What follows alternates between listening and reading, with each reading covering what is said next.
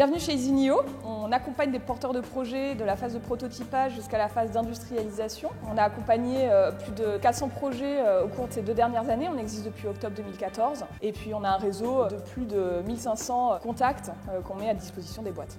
On accueille le design pour qu'il puisse présenter ses offres, qu'il puisse présenter comment est-ce qu'il travaille avec des designers industriels. Donc c'est une matinée destinée à nos membres, mais aussi à tout notre réseau pour qu'ils connaissent un petit peu mieux le design et surtout l'offre de la région. Le design, c'est extrêmement important à toutes les phases du développement d'un projet, notamment hardware. Et donc le design est un partenaire essentiel pour tous nos membres pour pouvoir rentrer en contact avec tout cet écosystème.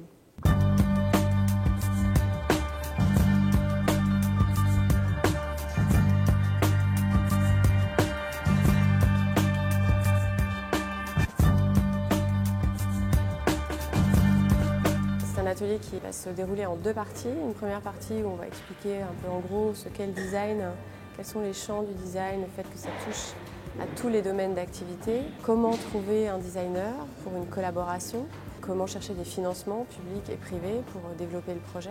Et en deuxième partie, on aura des études de cas avec l'intervention de Xavier Huy, qui est designer industriel, et de Joël Chiliot, qui est directeur artistique et fondateur de Designer Steam. L'enjeu de cet atelier, c'est d'expliquer le fait que le design est incontournable pour rendre l'objet connecté acceptable par son utilisateur. Le design va rendre l'objet désirable à la fois d'un point de vue esthétique, mais également quant aux fonctionnalités, en triant, en hiérarchisant, voire en éliminant des fonctionnalités qui peuvent desservir en fait la capacité de séduction de l'objet. Comment se passe une collaboration avec le designer pour les objets connectés? Il faut, quand on commence un projet, bien savoir dans son équipe quelles sont les personnes qui ont les compétences techniques pour travailler sur l'objet connecté.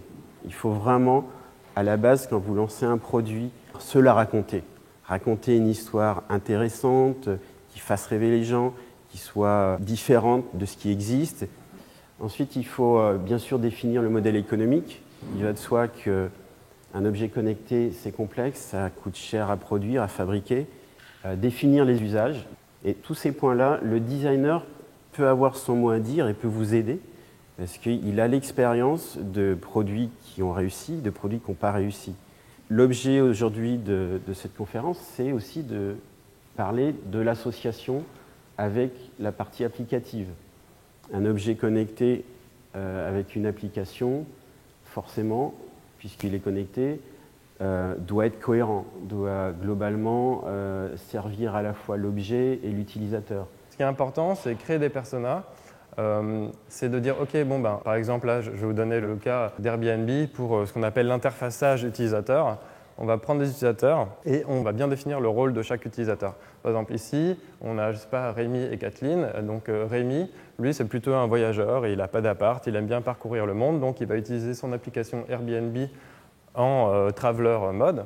Par contre, Kathleen, elle a plusieurs appartements. Et elle, ce qu'elle souhaite faire, c'est gérer son patrimoine immobilier, gérer ses trucs. Donc elle va utiliser l'appli Airbnb d'une manière qui est complètement différente que Rémi. Donc là, on a bien identifié 2 personas. Voilà, c'est juste pour vous montrer un exemple de concrètement ce que c'est qu'une persona. Donc les fonctionnalités, on va mettre sur papier tout ce qu'on a en tête.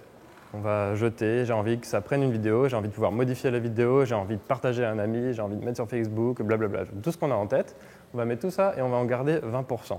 Ensuite, ce qu'on fait, c'est on va confronter ces fonctionnalités à la journée utilisateur, user journey.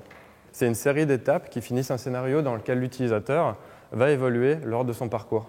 En fait, ça raconte concrètement l'utilisateur, quand est-ce qu'il va être en contact avec mon produit, mon service, mon appli, peu importe. Donc là, on arrive à un truc avec un mélange de nos post-it du début, les fonctionnalités, une timeline en haut qui correspond à la user journey et les différentes étapes. Ça permet juste de matérialiser l'expérience et de se dire, OK, pour un MVP, pour une première version, j'ai envie que mon appli fasse ça, ça et ça. Pour ensuite commencer à parler design, plutôt design graphique, comment ça va se passer, comment on va rendre le truc simple d'utilisation, cool et moderne. Et très rapidement, on va passer à la phase de dessin, de wireframe. On peut très bien créer un prototype à partir de dessins. Moi, je le fais parfois. Aujourd'hui, moi, je suis plus rapide avec mes outils, mais c'est un truc qui se fait très bien pour avoir une vision d'ensemble du design. Et ensuite, donc ça c'est un peu ma sainte trinité d'outils, donc Sketch 3, InVision et Zeppelin. Avec ça, en gros, vous faites une appli. Un objet qui est connecté doit être bien pensé et cohérent dans sa globalité, avec une application, et il aura comme ça beaucoup plus de chances de marquer l'inconscient et de devenir un produit phare iconique.